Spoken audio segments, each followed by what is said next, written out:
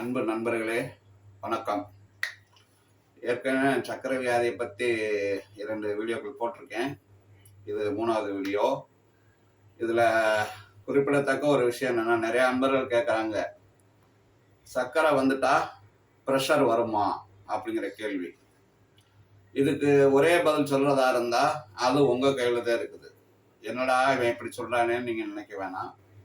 முறையான வாழ்க்கை, நான் 2 வீடியோவில் சொன்ன மாதிரி முறையான உணவு பழக்க வழக்கம், முறையான உடற்பயிற்சி, உடம்புக்கு நீங்கள் வேலை கொடுக்கணும், தேவைப்படும் முறையான மருந்து மாத்திரைகள் சாப்பிட்டு வந்தீர்களானால் உங்கள் சர்க்கரை அளவு கட்டுப்பாட்டில் இருக்கும்.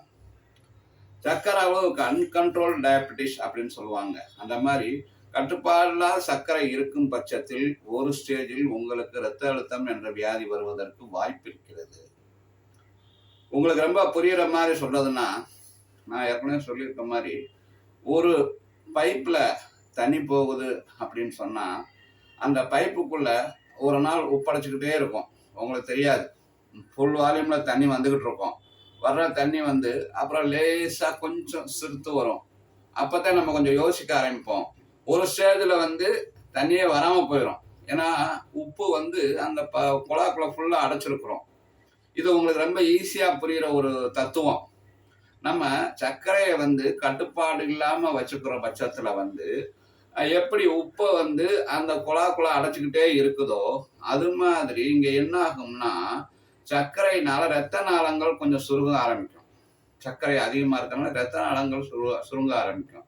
இரத்த நாளங்கள் சுருங்க ஆரம்பிக்கும்னா 10 மில்லிமீட்டர் விட்டமுள்ள ஒரு இரத்த குழாய் 7 மில்லிமீட்டராவா 6 மில்லிமீட்டராவா சமயத்தில் 5 மில்லிமீட்டரமா வர்றதுக்கு வாய்ப்பு இருக்குது. அவ்வாறு வர்ற பட்சத்தில் வந்து உங்களுக்கு ரத்தம் போகிறதுக்கு சிரமப்படும்.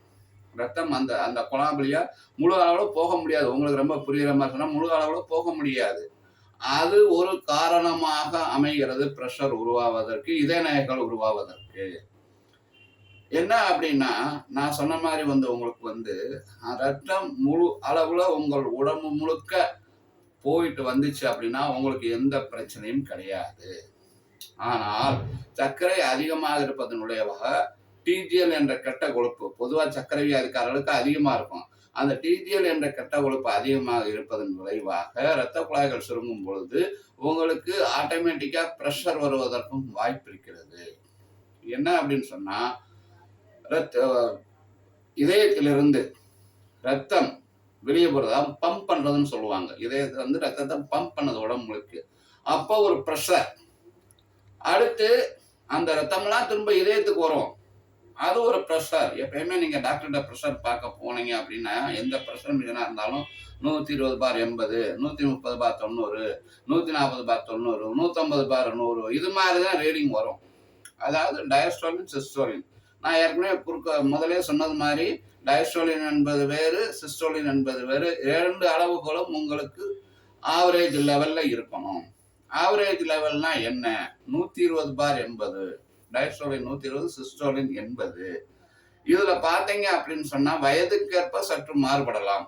இப்ப வந்து அமெரிக்கன் டயபெட்டிஸ் அசோசியேஷன் என்ன சொல்லியிருக்காங்கன்னா, 130/80க்கு மேல ப்ரெஷரை வச்சுக்கிறது நல்லது இல்லை, எந்த வயசாக இருந்தாலும். ஆனால் முன்ன அவங்க என்ன சொல்லியிருந்தாங்கன்னா, கிட்டத்தட்ட வயசுக்கு ஏற்ற மாதிரி கொஞ்சம் மாறுபடலாம். 140/90 வரைக்குமே வந்து ப்ரீ ஹைப்பர் டென்ஷன் என்று சொல்லுவார்கள். அதாவது ஹைப்பர் டென்ஷனுக்கு முந்தைய நிலைமை என்று சொல்லுவார்கள். அப்படி சொல்லியிருந்தாங்க. ஆனா இப்ப வந்து அமெரிக்கன் டயபெட்டிஸ் அசோசியேஷன்ல இருந்து என்ன சொல்றாங்கன்னா, எப்பவுமே அந்த இரத்த அழுத்தத்தை சீராக 130/80க்குள் வைத்துக் கொள்வது மிகவும் நல்லது அப்படின்னு சொல்றாங்க. ஸோ அதனால சர்க்கரையை மிக சிறந்த அளவில் கட்டுப்படுத்துவதன் மூலமாக நீங்க ஒரு ரத்த அழுத்தம் வராமல் தடுக்கிறீங்க.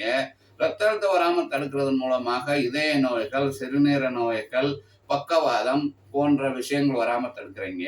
ஸோ இந்த கேள்விக்கு என்ன பதில்? அதாவது சர்க்கரை வந்தால் ப்ரெஷர் வருமாங்கிற ஒரு கேள்விக்கு என்ன பதில் அப்படின்னா, கட்டுப்படுத்தப்பட்ட சர்க்கரை நோயை மிக சிறப்பாக நிர்வகிப்பதன் மூலமாக நீங்கள் ப்ரெஷர் வருவதை தடுக்கலாம்.